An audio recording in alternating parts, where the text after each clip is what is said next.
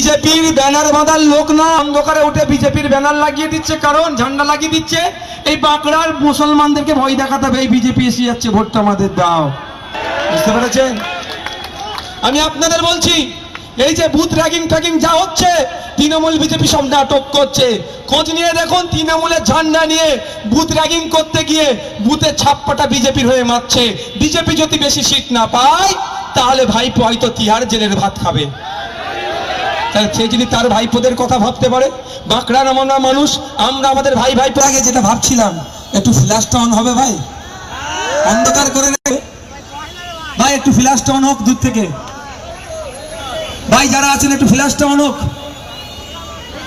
ওপারে যারা আছেন একটা তারপরে স্লোগান হবে, যারা আছেন ওদিকে, ইনকলাব ইনকলাব ইনকলাব, বাঁকড়াবাসী বাঁকড়াবাসী, Indian secular front Indian secular front, আগামী 20 তারিখ আসছে দিন, আগামী 20 তারিখ আসছে দিন, আগামী 20 তারিখ আসছে দিন, আগামী 20 তারিখ আসছে দিন, চোরেদের সরকারের বিরুদ্ধে একটু স্লোগান হবে না?